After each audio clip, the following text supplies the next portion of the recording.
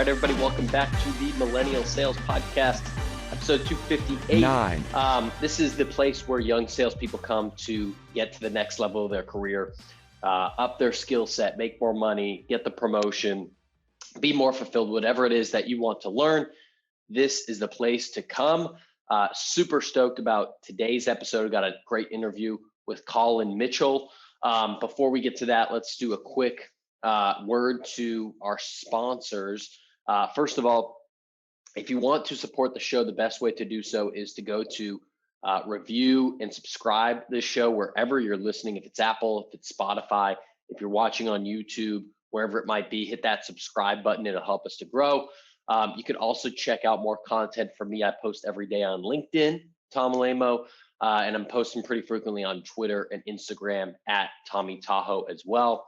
Our other sponsor of this podcast is Postal.io.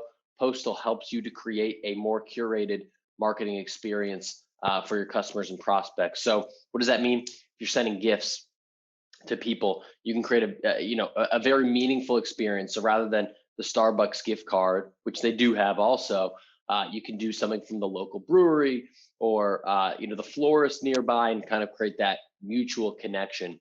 And in a world where a lot of us aren't taking out prospects to dinners or to coffee or whatever it might be, doing it digitally is the way to go. And this is one of the great ways to do it, is to build rapport and build trust and build those long-term relationships. So you can check them out at postal.io. OGs to the sponsors, so show them some love. Today I've got Collin Mitchell. Collin is the CRO at Salescast. He's the host of the Sales Transformation Podcast, where I was a guest recently. You should go check us out on that one if you want to learn more about me. And Colin's got a great background. He grew up, dirt poor, didn't go to college, got straight into sales, hustled his way to get a VP of sales title. We talk about how he makes the flip from just that hustle and grind to actually working on his personal development at a certain stage and reading books and getting into mindfulness and getting into his morning routine and eating healthier and all these different things that actually also boost up your performance at work. So, and then we get into podcasting, why he thinks everyone should have a podcast, every salesperson. So we have a great conversation. I think you're going to dig it. Colin's got some great content and he's got a great story. So without further ado, let's get straight into our conversation. Let's go.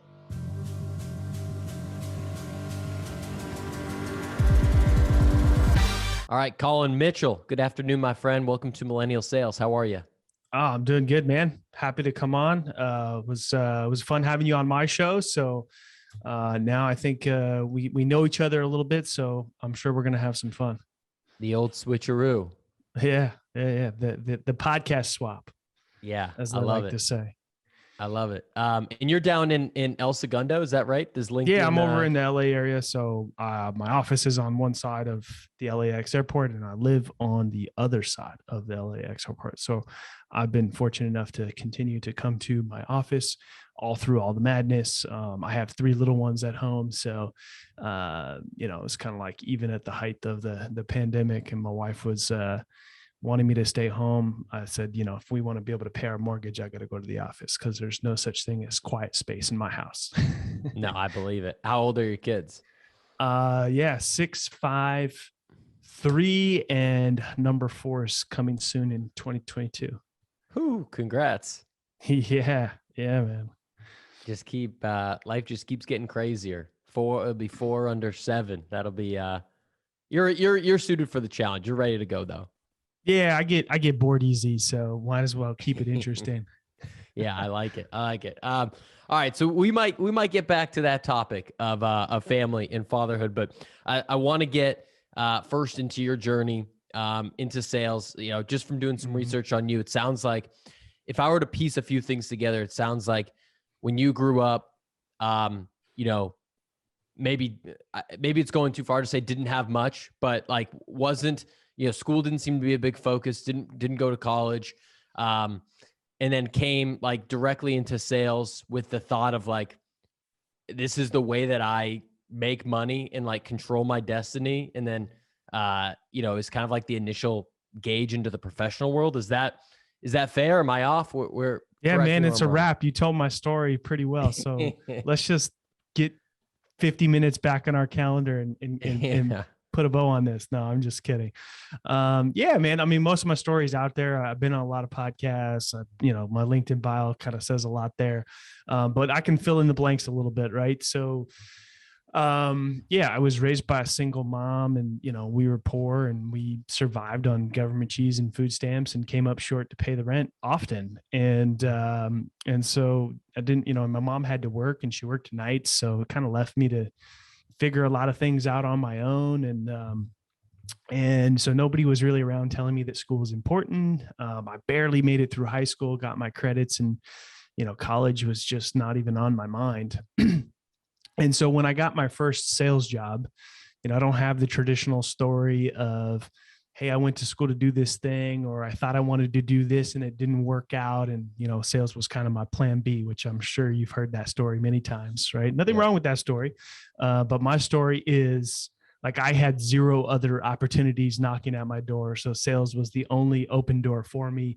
And I knew that it was my way out. And so if I didn't want to, have that type of life that I had experienced previously, I really needed to make the most of that opportunity, because if it didn't work out, there was no plan B. It was probably some dead end job, not really doing much, living check to check and having a struggle.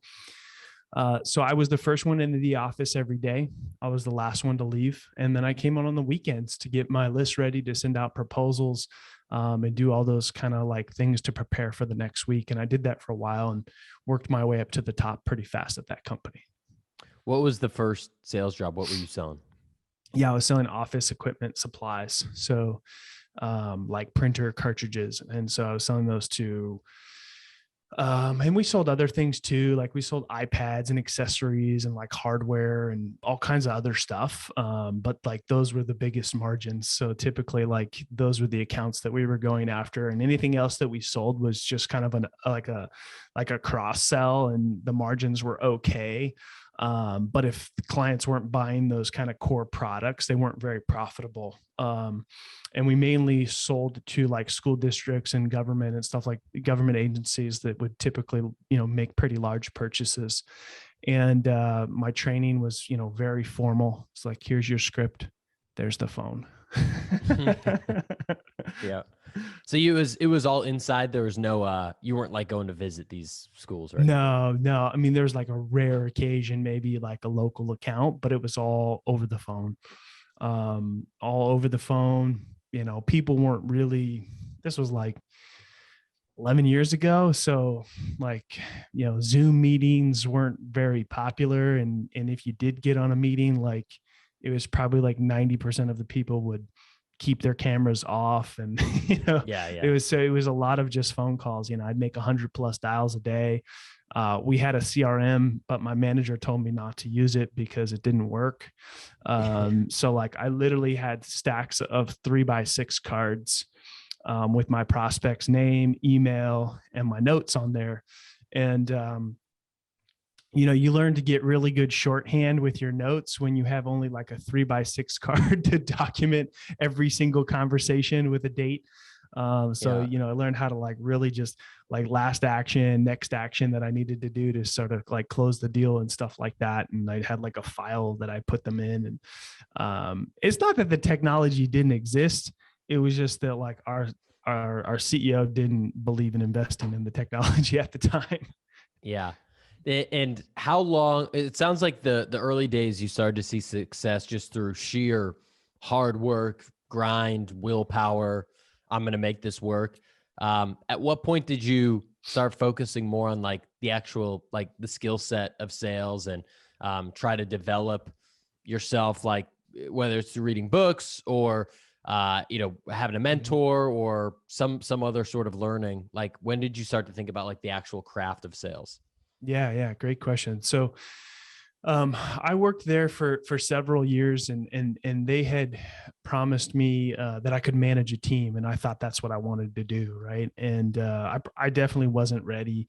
They probably knew I wasn't ready, but they kept sort of like telling me that they were going to give me that. And eventually I got tired of hearing that and left and went to another company. And that's when I started to really develop more skills and really like invest more in myself and my personal and professional development through like courses and books and podcasts and, following certain people and stuff like that. And something that I actually started to realize is like, which I didn't know previously, is like, okay, I could, become the best cold caller, or I could, level up my copywriting skills or become better on social, or I could do all of these like hard sales skills that could, make me incrementally better in sales. But I started to realize that like, if I invested more in myself personally, then I would show up and totally crush it professionally. Mm-hmm. Yeah. And which is absolutely true. Who are some of those early influences for you, like in the book, courses? Like two books that just, I would say, totally changed and shaped a lot of the way that I think of selling is Larry Levine's Selling from the Heart, and then Keenan's Gap Selling. Like those are kind of two of my favorite books that I've read several times. There's tons of other books like The Challenger Sales, a great book. Combo Prospecting by Tony Hughes, great book. There's just, I go on, but those are two that like really forced me to think about sales in a way that I hadn't been thinking about it previously. But what I started to realize, like if I did certain things, like it wasn't just, like kind of like hard work and hustle had gotten me so far to that point, and I sort of hit a ceiling. And so I actually had to find a way to actually work less, but sell more. And it meant like taking more time investing in myself, like mentally, physically, emotionally, spiritually, like all of these things of like having a morning routine, eating healthy, getting proper sleep, exercising regularly, and doing all of these things to just be a better, human being. And then I could actually just show up for a normal, 8 hours and just fully crush it and have more energy, have more confidence, and excel in whatever sales role that I had. Okay. So let's double click there. Let's get a little deeper. So, because I can definitely relate to that experience.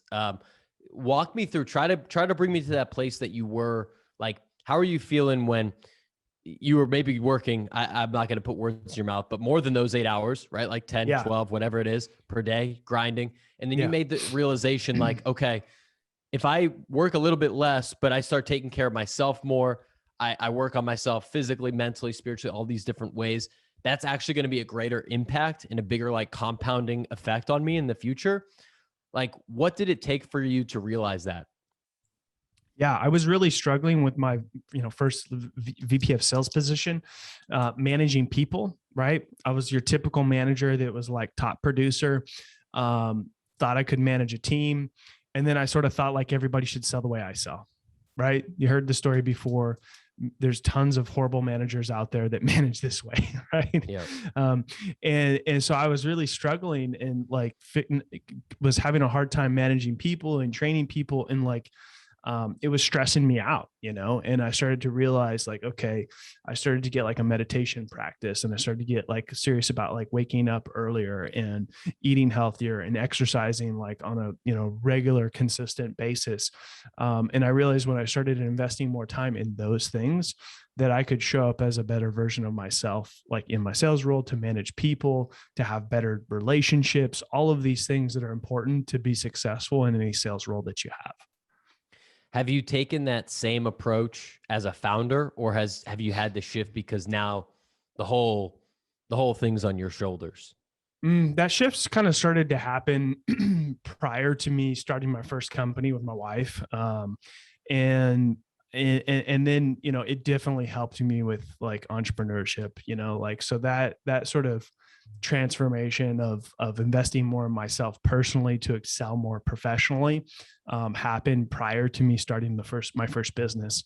But it definitely was essential because as an entrepreneur, you have so many more responsibilities than you do as a seller or as a sales leader or as a manager or VP of sales of anything. There's like so many things that you have to learn that you never think about before, that you sort of take for granted. But the thing is if you have good, solid sales foundation, then all of those other things, like you'll figure them out. Like some of them you might not be great at, and that's okay. Some of them you'll figure out how to outsource. Some of them you'll eventually hire other people that can do them because you might just suck at those things. But like the number one skill that any entrepreneur should have is sales, 100%. So you talked about a lot of different things that, like, going from point A to where you are today, and throughout that journey of eating healthier, meditating, so on and so forth. If someone's in that place that, like, they're feeling like they need that shift and they need to work a little bit more on themselves, and they're just grinding away and they know that they need to do that for the long term, like, what would be the first move you would make? Like, what would be the first thing you invest in for yourself? The first thing that I would do is probably, different people have different spiritual beliefs or whatever, but find some sort of, for me, like meditation is my go-to. And like that has evolved over time, where I used to sit with a group of people and go for like a talk, and like, it's a lot of that stuff's virtual. And it used to be like just sitting in the morning, and now I actually sit for shorter periods of times, but I do it multiple times throughout the day. And so, when you have a mindfulness practice, you can start to become more self-aware of certain things, and you could have more like time to pause in between, like being reactive and things like that. You develop more patience. So there's like so many benefits to having like a consistent meditation practice, that it'll start to fix some of those other areas that you might be struggling with. But I can't stress enough how much just simple things like eating healthy and getting proper sleep. I wake up at 4:15 every day, and like I'm always asleep by like 9:30 or 10 at the very, very latest. So just getting like a proper sleep, like it's no longer cool to sleep for 4 or 5 hours and think that like you're going to show up as the best version of yourself in your role. You're just not. It's not sustainable. So just like simple things, and like, you might not want to take all these things on all head on at once because it'd probably be too overwhelming. But just look for like simple adjustments and small improvements that you can make. And over time, as you start to get more comfortable with like a routine of maybe just getting more sleep, and that feels good and comfortable and that's working well, then like, what else can you do? Like, can you start to do, maybe an exercise routine, and maybe it starts with like 5 or 10 minutes of something in the morning, and maybe it becomes something else. I mean, I don't start work till 7. Like that's when I get to my desk.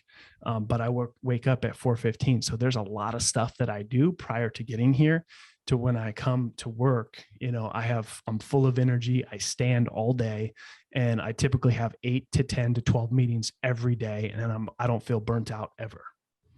So can we talk about that? What that first, 2 hours, 45 minutes looks like? Yeah. So I wake up 4:15 with my wife, have coffee. Typically I have like a couple different things that I read in the morning. I sometimes journal. Like that's like one thing that's one new thing I'm trying to integrate. Been really resistant with it, tried a couple of different things, but I'm experimenting with it. So I'll try to journal. I have a meditation practice. So me and my wife will meditate together. And then we go and we swim. We swim every day. So I have a group that we swim with at a pool, and we have a coach. So I typically swim anywhere from 2,500 to 3,000 yards every morning. And then I get to my office after that. And I pretty much, I don't look at my emails or my calendar or anything until I get here. And then I have a little bit of time where that first like 30 minutes of the day, I don't have anything scheduled, so I can kind of get organized and prepared for my day. And then it's pretty much meeting after meeting all day long, whether it's going on podcasts, recording podcasts, strategy calls, client coaching calls, sales calls, whatever, reviewing proposals, whatever. It's literally calls all day. And then I get home at the same time every day. So I'm pretty much home by 4:30 every day, and I'm done. And I don't work anymore for the rest of the day, and I never work on the weekends. Why? Okay. There's a few things I want to dive into. Why swimming? Yeah, it's a good question. So I used to be a runner, and I used to go to the gym and all that good stuff. And my wife swam in high school and college, and we actually met in a running group and used to run marathons together and stuff like that. And then eventually the running just sort of takes a toll on your body. And she had been swimming for a while. I was still running, and she kept getting, like encouraging me to try it out. And I was very resistant. I was like, no, swimming's not for me. And then I just fell in love with it. It's just such a great workout. It's a great way to start the day. I feel, energized. I feel refreshed. It's like a nice big win to start my day every day. And been doing that for the last couple of years. See, that I've actually been interested in that because I'm a runner, played tennis. Like, I would say running is one of my favorite things to do. But the reason why swimming is interesting to me, and I suck at swimming, so it's not because I'll be good at it, but it feels like it's going to be like running in the sense that you can kind of get that flow state. You got probably like one consistent speed, but there's you're not bringing your phone in there. You're like completely cut off. You're underwater most of the time. Like you're so as far cut off from the rest of the world as you can. And I imagine doing that at 5:30 or 6 a.m. every day is like, man, that probably feels pretty good. Yeah, it does. And we do it with a group of people, and we have a coach. So we are like in a local like masters club, and it's a beautiful pool, and the water's great temperature. It's quiet. It's just it's very meditative. Like it's just you and your mind, right? I mean, in between your sets, and surprisingly, like when you're swimming, you might just think like, oh, you're mindful, like mindlessly swimming. But to really swim well with a proper technique. And I was horrible at swimming. Like I couldn't side breathe. Like I probably looked like, a fish flopping in water. And like the coach took mercy on me and like literally, took me step by step and taught me. And like, eventually I swim in one of the faster lanes now.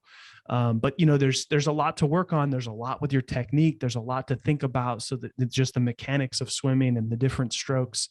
You're not just sort of mindlessly like swimming from one side back to back. There's a lot going on to, properly swim, efficiently and get a good solid workout. And the other thing I wanted to dig into you with was the mindfulness piece. So it sounds like you do a morning meditation with your wife, and then there's multiple times throughout the day that you're kind of stopping, pausing. Could you just like elaborate a little bit on that? Like, are you just kind of like focusing on your breath? Or you have some sort of mantra? You're just allowing yourself to space out, something completely different? What does that look like? Yeah. So I've probably used every meditation app that exists in the App Store. I've sort of settled on my personal favorite, which is called 10% Happier. It's by a guy named Dan Harris, and he's got amazing teachers on there. He also has a podcast, and he also wrote a pretty incredible book. And so I just love that app because it's got all different levels of meditations. It's got like all different lengths of meditations. Like sometimes it's just 1 minute, sometimes it's 2 minutes, 3 minutes, 5 minutes. And then there's longer ones, 20 minutes, 30 minutes, and so on. But it's also very digestible, especially for, somebody who is maybe new to meditation, or is like looking for a good, comfortable way to get started with language that's, more common and not too heady. So I think it's got content there that is applicable to like anybody at any level of meditation, which is what I really like about it. And so I do a lot of guided meditations, and then there's a lot of meditation content in there with specific intentions. Like if you're dealing with like a stressful moment, or if you're like, having some, negative self-talk, or like, anything that you could possibly think of, that you're looking for in that moment is available very easily from the app. It's what I really like about it. I'll have to check that out. I've read the book, and his book is great. For anyone that has anxiety, he just normalizes it really well, I think. Yeah. All right, let's zone back out from the daily routine. Let's get back to you and your career. So you're crushing it as a rep, crushing it as a VP of sales. At some point, you go to start your own company. I think multiple companies. Yeah. So like, talk to me about that decision, that jumping off point. I think a lot of salespeople have this innate entrepreneurial sense in them. That's one of the reasons why you choose sales or why you're drawn to it. So talk to me about leaving the world of sales and sales leadership and starting your own company. Yeah. So what happened was I was VP of sales at this company, and my wife, who we were just dating at the time, was in sales herself, and she was in recruitment, and she wasn't really loving her job too much. And I said, why don't you come over here? You know, like, we're doing well, we're hiring people. Like, why don't you just kind of come learn and see what we're doing? And you know, I think eventually maybe we could maybe start our own thing one day. And she, you know, did that and came and worked there for a while and learned what we were doing. And then eventually the day came where we just decided to start our own thing. And our first office was the living room of our 1-bedroom apartment. Like, we rearranged all of our furniture and just plopped 2 desks in there, and started cranking away. And then eventually we got an office and outgrew that office. And that was kind of the routine there for a little while. And we eventually, in 26 months, we grew that to 5 million in annual revenue. Wow. It's crazy. In how many months? 26 months. So a little over just 2 over years. 2 years, man. Yeah. So all fueled by sales, 0 marketing initiatives, $0 spent on marketing.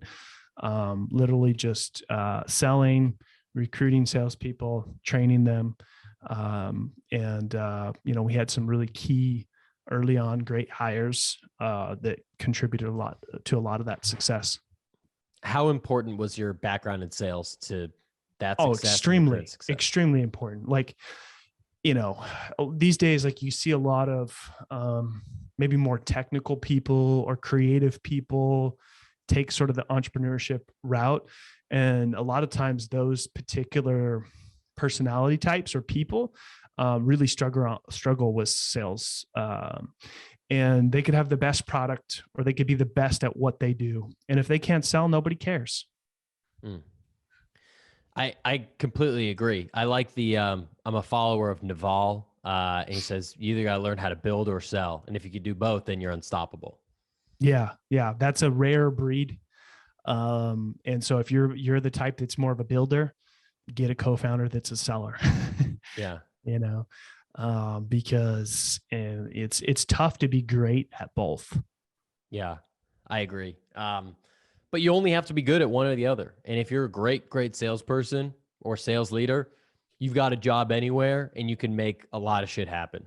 Yeah. And if you're confident enough as a seller, then you should be willing to bet on yourself and take that chance, because, hey, if it doesn't work out, there's always going to be sales jobs. Yeah. What was the idea that was like your first company that you? Yeah. So we were doing the same type of work. We basically just went out our own and started doing that. So we were selling, you know, we were an IT VAR selling hardware, software, consumables, equipment, things like that to school districts and government. And so we did that for a while, and you know, we had an outbound sales team, so we heavily relied on the phones, and we had lots of problems with our phones all the time. And we had a lot of our reps would come in early and work the East Coast, and because we were here on the West Coast, and so, you know, it'd be 5 a.m. and we'd be having problems with the phones, and everybody would be pissed off, and, you know, I just was frustrated and didn't really know what to do. And we had this techie guy in our building right next door to us. He was our neighbor, and he's like, and I was, you know, kind of confiding in him, you know, pissed off again. And he's like, I think I could put something together that'll work better for you. And so he got a software and threw it on a virtual server and connected it to like a trunk provider, and like it worked great. And then we started selling that to our customers, and then we realized that we kind of needed to rebrand. So I started another company, a unified communications company. And we took that duct tape solution and, you know, eventually invested in like a commercial switch, and we scaled that to over 6,000 users on that platform. Dang. And then where does the sales transformation podcast come into the story? You're killing it on that. You're doing what? One episode a day, right? Like 5 days a week? 5 a week. Yeah. 5 a week. Yeah. So Monday, Wednesday, Friday, we drop interviews. And then Tuesday and Thursday, I drop solo episodes. They're typically anywhere from 5 to 10 minutes. It's been a lot of fun. So, to kind of go back a little bit. So I started another podcast previous to that, where I interviewed entrepreneurs and founders, and I got kind of bored. But what led up to like getting into podcasting was I went on a podcast for the first time. And it was, you know, my co-founder of Salescast, Christopher Decker. I went on his podcast. I had a great experience. And I said, how do I start a podcast? And he said, you can interview anybody you want and I'll take care of the rest. And I'm like, awesome. That works for me. And then, the plan was that I was going to do like maybe 1 or 2 episodes a month, which is ridiculous because you're never going to have a successful podcast. Like you need to do weekly, at least weekly, like bare minimum. Like consistency with podcasting is a huge part of having a successful show. But he was willing to meet me more where I was at and what I was comfortable with. But then I got some advice and went on this like crazy, where I interviewed like over 20 people in less than 3 weeks, and we released them daily. And so in that time period, the idea was we were trying to pick up a lot of podcast listeners. Didn't really work out for us. But it created that like consistent habit and the process around what was needed to produce a high quality show, with that consistency and that frequency. And so then we started to offer that to other people, because what happened is a lot of the people that were coming on the show were also just like me, curious about starting a show. And, they didn't really know anything about starting a show. So they started to ask us questions, and I was like, I think we have like a business here. Let's give it a shot. And so now today we've launched over 60 shows. We manage, produce, and promote over 40 shows in-house in our network. We get people booked on high quality shows. We have a sales and podcasting community. We just did a masterclass yesterday teaching people on how to get themselves booked on podcasts. And it's a lot of fun. We had our biggest month last month. We onboarded 7 new shows, which were shows that already existed that are, kind of lacking strategy and not really driving revenue with the show. And it's been a lot of fun. And Sales Transformation is originally was a different show. It had a different name. It was kind of funny because we didn't follow our normal process for my show. Yeah. Kind of how a lot of times marketing agencies suck at marketing for themselves, but they're great for their clients. We just picked a name and started recording and went with it. And then a few months ago, we decided to take me through our normal podcast launch bootcamp process. And at the end of it, we decided we were changing the name because it was more aligned with my own personal experience, the work that we're doing, and the book that I'm, trying to write as well. Nice. So you mentioned that you had a previous show where you were interviewing founders and kind of got bored with it. Why do you think why do you think you're drawn more towards talking about sales than talking with other founders? It's just, I'm just more passionate about it. I enjoy the conversation more. And I feel like it's also a way of me like giving back to the sales community, which, I feel like sales was my way out. Sales kind of like saved me from like the life that I was living before. So I have a lot more passion for it. It's much more enjoyable. And like, I have a lot of gratitude to just sales as a profession. For giving me like the life that I have that I never dreamed I could have, based on like, all of the odds sort of being against me based on how I grew up. Super true. I'm curious. Let's like, when you think about salespeople having podcasts, right? Yeah. I remember when I launched my show about 4 years ago, a chief marketing officer who will remain nameless, kind of like embarrassed me in front of people and was like, no salesperson should ever create content. And that blocked me for a little while from writing the blog and from doing the podcast. And this show started with a co-host of mine, and we had an interview, and we sat on it for probably like 3-ish months before we ever released it. And it was one of the best decisions I've ever made to release it. What's your take on other salespeople having podcasts? Yeah. Well, first off, I'll say that there's a pretty good chance that CMO that with that advice is probably unemployed now, but I believe the exact opposite. I believe everybody in sales should have a podcast, and most people would be like, that's ridiculous. But there's so many benefits of being a podcast host, and there's so many skills that you acquire or that you level up that are that can transfer over as sales skills.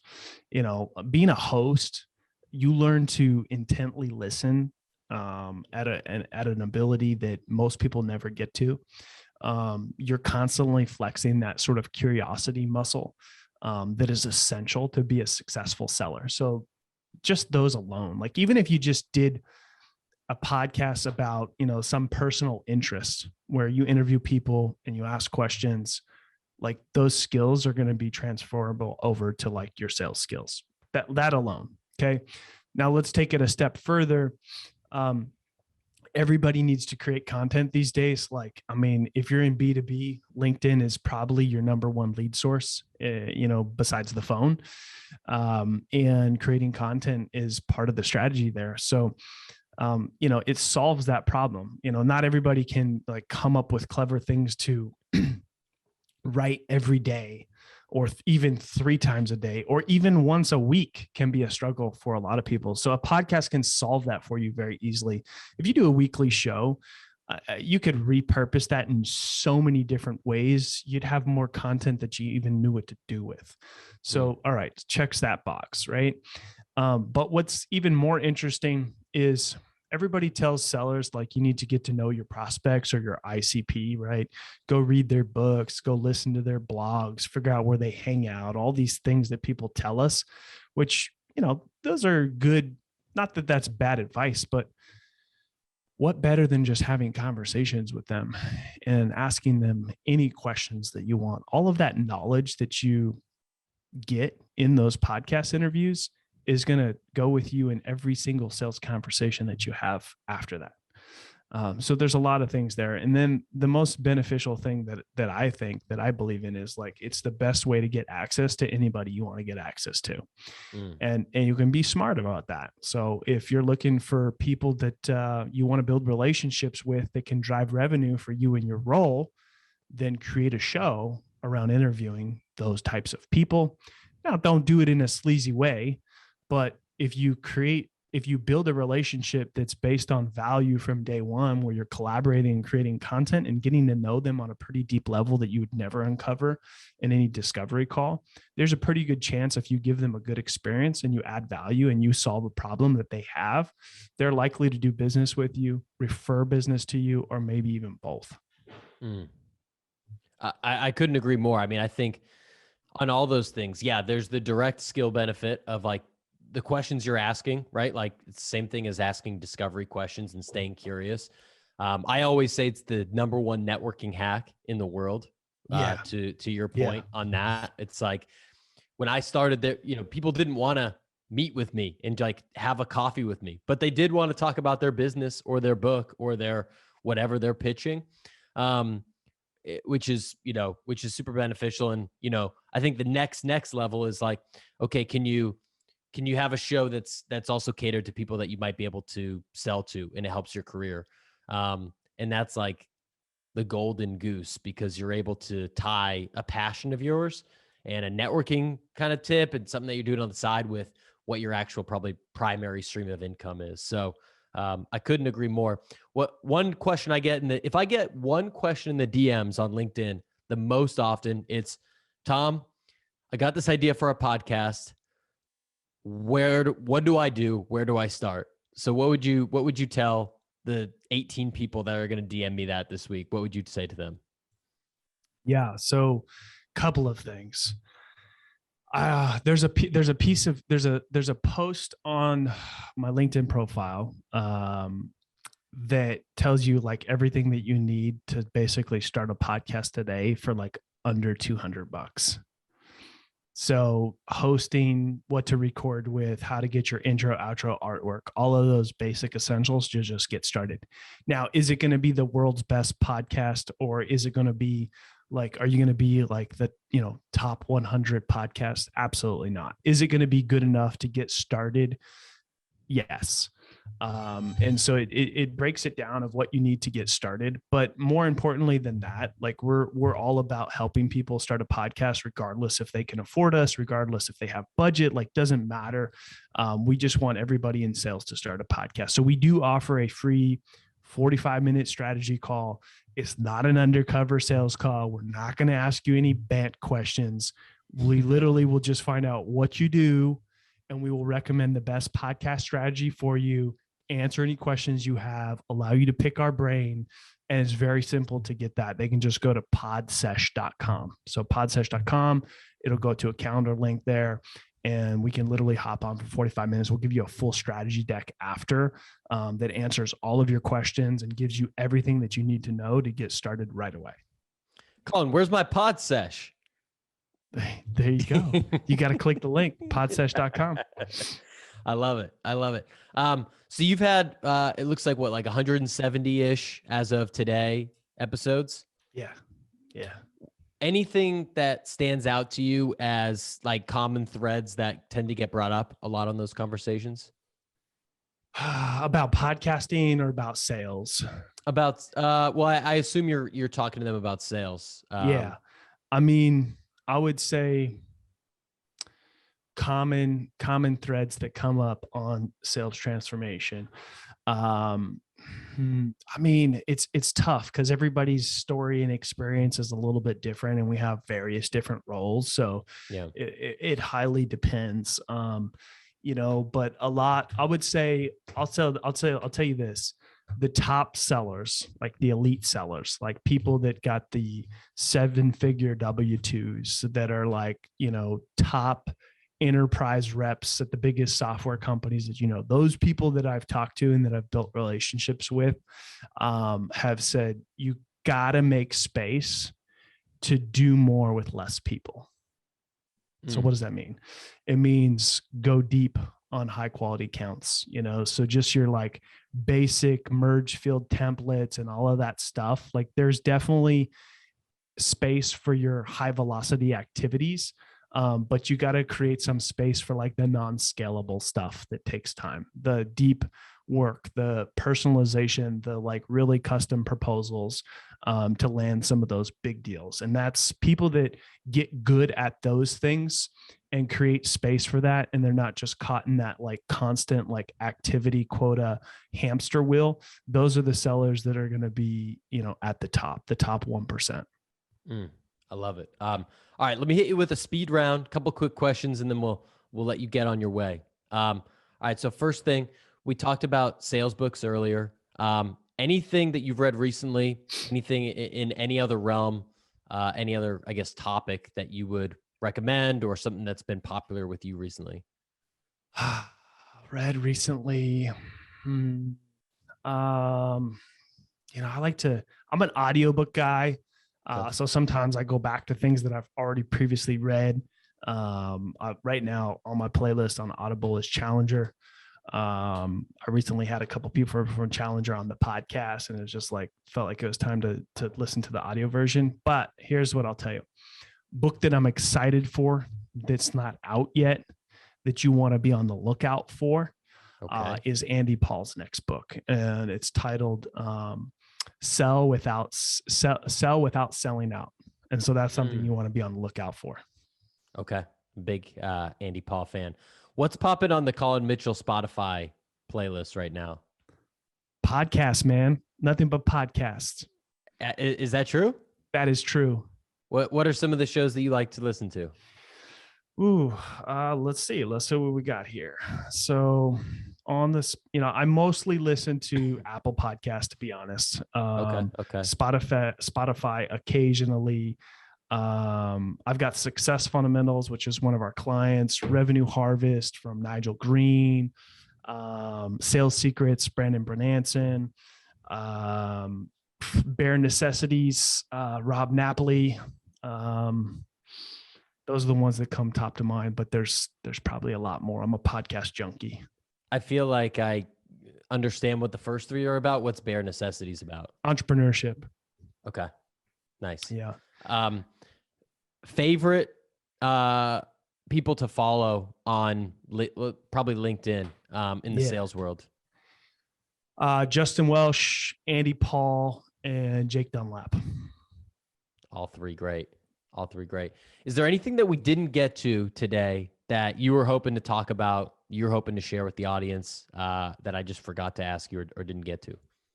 Yeah, man. When is Tom going to book his pod sesh? That's on the to-do list now. No, man.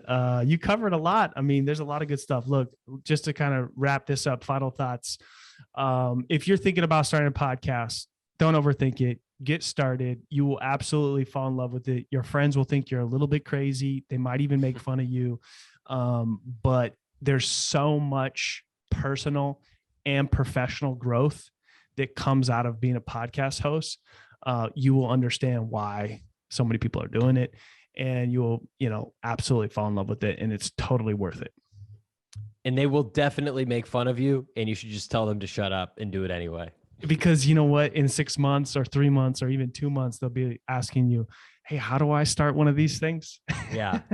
I wish I could tell you how many people that was true for. Colin, what's the best place for folks to check you out? I know we talked about the podcast, talked about your LinkedIn page. What's the best place for folks to go see you? Yeah, best place is whatever platform you're enjoying this podcast episode on today, which I'm assuming if you're still sticking around to the end of the episode, you've enjoyed it. So whatever platform you're on, check out Sales Transformation. We drop 5 episodes a week, 3 interviews, 2 solo episodes. That is the best way to find out what's new and exciting and what's going on in our world. Love it. Colin, appreciate you coming on, man. Definitely, I would echo everyone, go check out the Sales Transformation podcast, wherever you're listening to this. And man, I appreciate you coming on. Yeah, thanks, Tom. What's up, everybody? Thanks for checking out that podcast. Happy July to you. Would love if you took 22 seconds and hit subscribe wherever you're listening or watching this. Apple, Spotify, YouTube, your favorite podcast player. And be sure to check out some of my content on LinkedIn. I'm Tom Alemo. And on Twitter and Instagram, I'm at Tommy Tahoe. Have a great day. Make it legendary. Peace.